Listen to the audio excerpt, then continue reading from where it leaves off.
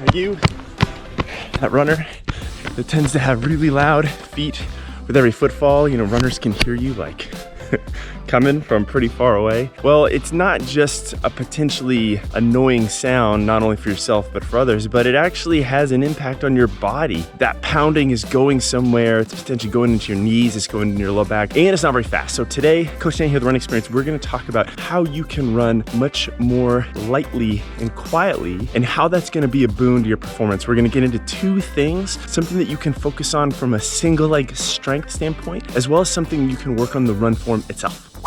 Now, there's a totally weird thing that happens when we run, that no matter what we weigh, gravity's pulling down on us, and that impact is gonna go somewhere. But how we carry ourselves, how we engage our posture, our midline really matters. So if I'm a little loose through the midline, what happens is I tend to be very heavy with my feet. But just by starting to be a little bit more engaged through that middle, by breathing a little bit deeper into that belly, all of a sudden things are a little bit more tight and connected as I go. And you can really see this when you're doing jumps. So if I'm just doing some hopping, or I'm even doing like a box jump or a curb jump, this becomes super obvious. So what I want to do, I'm warming up, guys. I'm doing my run this morning. I'm gonna put my camera down here and show you what I mean.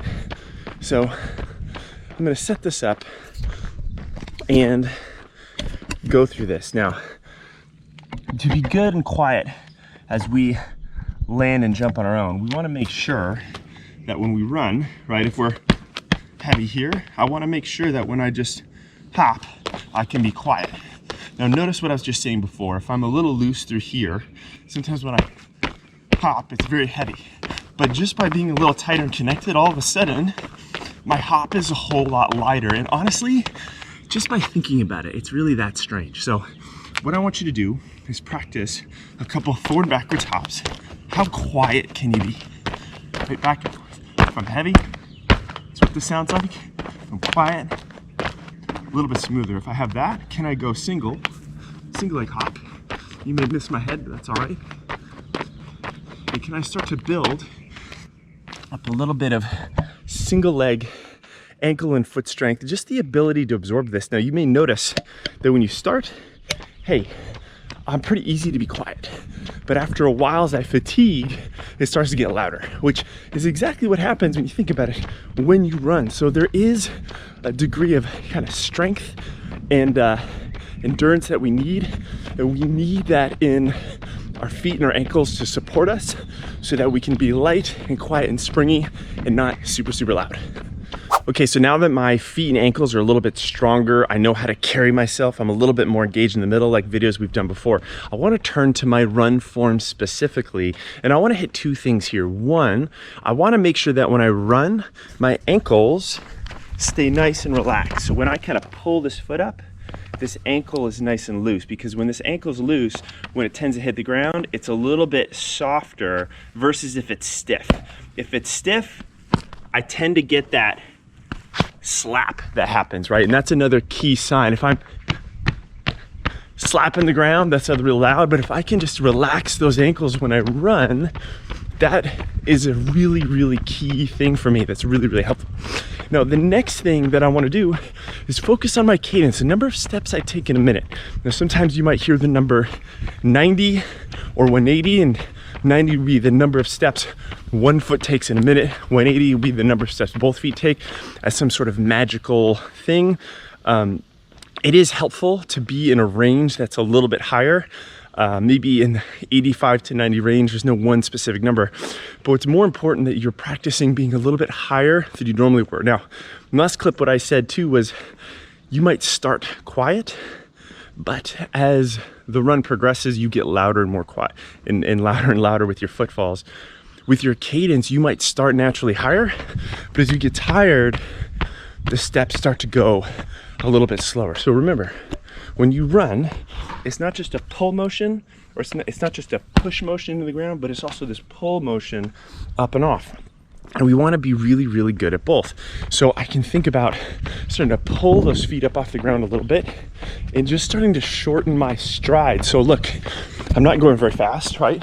I could have a slow cadence, or I could have a slightly faster cadence. And even notice that when my feet are a little bit bigger, a little louder, when I start to tighten it up, it's a little bit more quiet.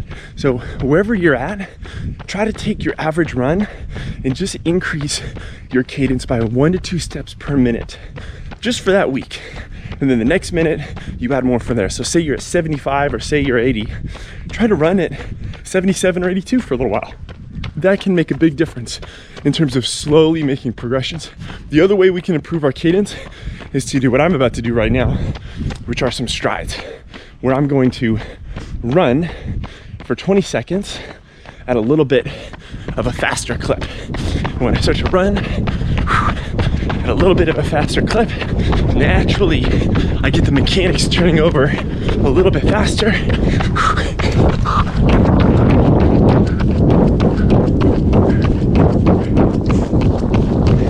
And I'm generally just more mechanically engaged. All right, whew. I got about 5 more of those to go. Wish me luck. Now, the other thing, guys, that I want to talk about here is going to be your footwear, because that's another key thing in this whole component. I'm gonna have these shoes on that are a little softer and cushier. I like them, they're comfortable, they're protective.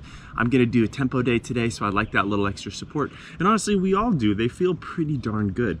But I have a problem with these shoes, is that when I run in these, or I run in them too much, I tend to be a little bit more loose when I run, and I tend to be a little bit heavier with my footfalls. It's like sitting in a really nice, comfortable armchair. I don't have to be as rigid and controlled with my posture. I tend to be a little bit more relaxed. So the shoes can trick us. So we gotta be careful. And one of my recommendations is that for the amount of time you spend in this, spend at least one day taking the shoes off, running barefoot. Because when I take these shoes off and I run barefoot, I'm way less likely to want to pound my feet. I'm gonna be a lot softer and quieter already, and I can do all the drills we just talked about between working on cadence, working on ankling, keeping those ankles nice and loose, and as well as working on those single leg drops barefoot. In fact, I recommend and prefer that you work on those single leg things barefoot there. So those are some of the things that I think make a big difference with this. Oh, I'm glad that's over with. Guys, good running takes work. It takes work in the body, but also between the ears, especially if we want to connect the two. And a great example is, I might be focused when I'm going uphill, but on my recoveries, am I defaulting to heavy run again, or can I stay mentally with it, even as the body recovers? Look, it's hard to just watch videos if you want to get better. It's really nice to get coached and to have a full program to do, where you kind of do this work day after day, week after week.